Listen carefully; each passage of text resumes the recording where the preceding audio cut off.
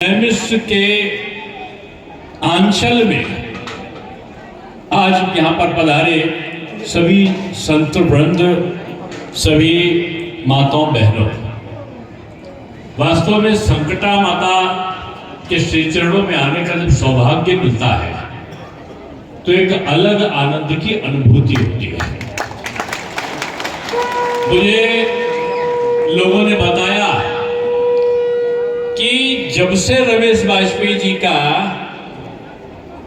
और इनके सुयोग्य पुत्र आशीष और बागीश, मुझे नाम याद हो गया, का योगदान हुआ है, तब से यहाँ 4 चांद लगे और एक चांद छुपा हुआ है।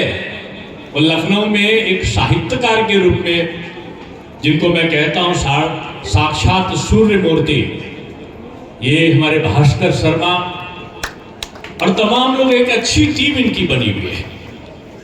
और इसके साथ ये यहाँ पर मंदिर का कई दिनों का आयोजन करते हैं। पिछली बार भी आया था तो पंडाल भरा हुआ था। आज भी मैं देख रहा हूं कि कितने शांत पूर्वक यहाँ की माताएं बैठी हैं, और संत वृंद तो शांत होते ही है। और जहां पर संत हैं वहां पर बसंत है। और बसंत अब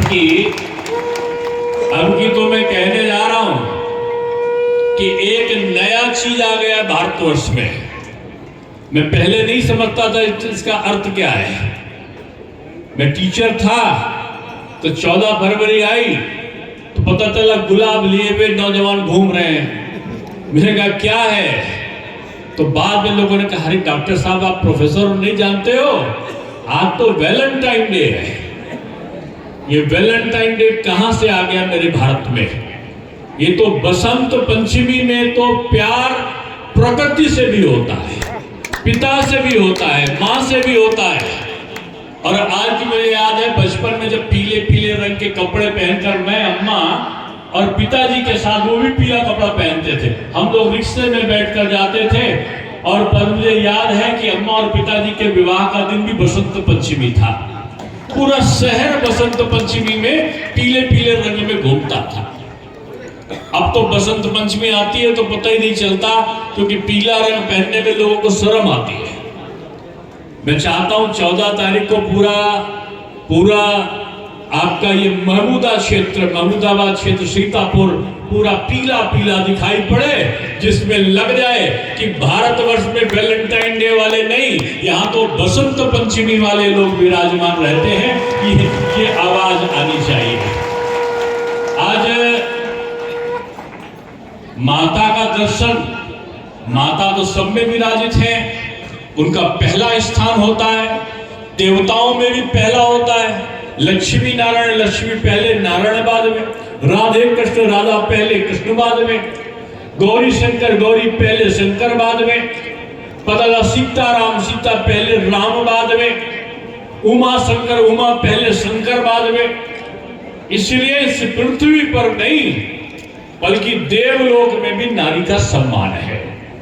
इसलिए माता संकटा को सबसे पहले प्रणम्य भाव में प्रणाम करने के बाद हर देवी देवता जिनकी आपने यहाँ पर मूर्ति लगाई है उनका प्राण प्रतिष्ठा किया है।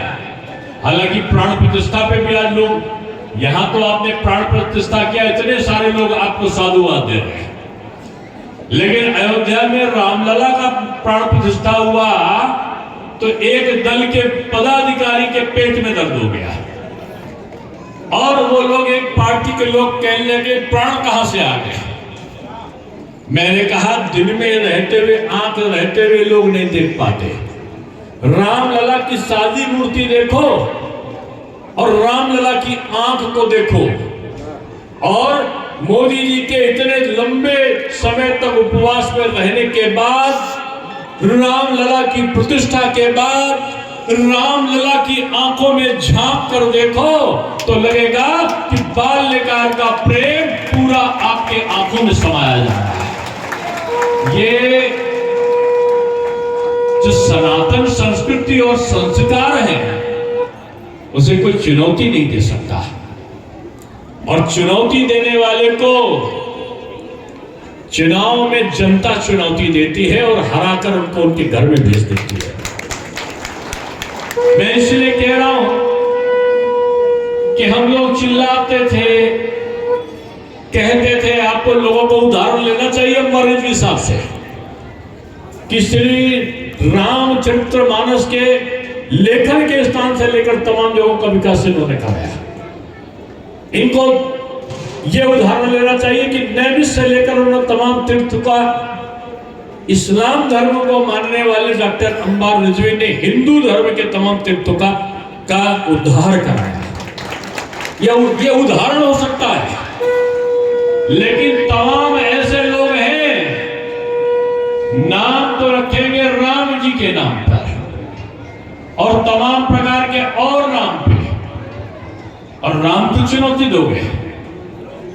ये कस्तूरी कुंडल बसे मृग ढूंढत वन माए, ऐसे घट घट राम है दुनिया देखत लाए। राम हर व्यक्ति में व्याप्त है, जहां सत्य है वहां राम व्याप्त है, जहां धर्म है वहां राम व्याप्त है, जहां दूसरों के प्रति परोपकार है वहां राम व्याप्त है।